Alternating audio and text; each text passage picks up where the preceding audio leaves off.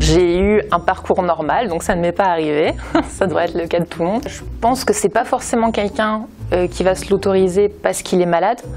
Je pense que c'est plutôt un profil de personne qui va se l'autoriser parce que c'est quelque chose malheureusement qui arrive dans n'importe quel contexte. J'ai eu connaissance de fois où ça a pu arriver, ou plus, alors pas forcément d'attouchement, mais plus de personnes vraiment insistantes. Et c'est vrai que ça, c'est quelque chose, il peut y avoir une gêne qui s'installe parce qu'en effet, il y a une sorte de, pas de rapport de force, mais finalement, il y a une personne qui prend soin d'une autre.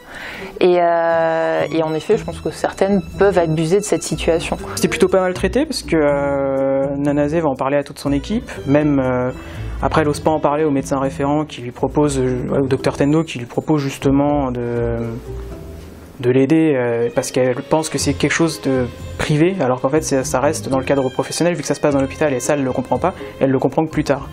Et au final, dès qu'elle en parle, la situation se résout assez vite. Des patients qui vous proposent une petite place dans leur lit, des patients qui vous proposent un petit restaurant juste après, des patients qui vous trouvent belle, qui vous êtes son soleil, vous êtes, et puis après ça part sur des petits propos un peu plus tendancieux, on va dire.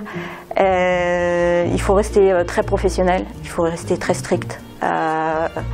Si ça ne suffit pas, il faut en parler aux équipes, entre nous, si ça arrive à d'autres infirmières, ce qui souvent est le cas. J'en ai été témoin, donc c'est l'avantage de pouvoir intervenir dans ce genre de cas parce qu'on n'est pas directement impliqué.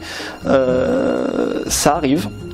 Malheureusement, ça arrive. En plus, il faut faire la part des choses, c'est-à-dire qu'il y a des patients qui le font sciemment en étant maîtres de ce qu'ils font, et puis vous avez des personnes qui ont des petits, comment je pourrais dire, des troubles cognitifs, et en fait qui ne se rendent pas spécialement compte, entre guillemets, de ce qu'ils peuvent dire ou de ce qu'ils peuvent faire. L'équipe doit être au courant de ce genre de choses. Si je dois faire une passerelle par rapport au manga, par exemple, notre héroïne fait une erreur monumentale, c'est de ne pas en parler. C'est quelque chose qui est connu, mais elle n'en parle pas tout de suite, ce qui fait qu'elle garde ça pour elle, pensant que c'est normal. Ça ne l'est absolument pas, ça ne le sera jamais. Quand j'étais débutante, justement, j'étais jeune infirmière, donc on avait des tenues à pression.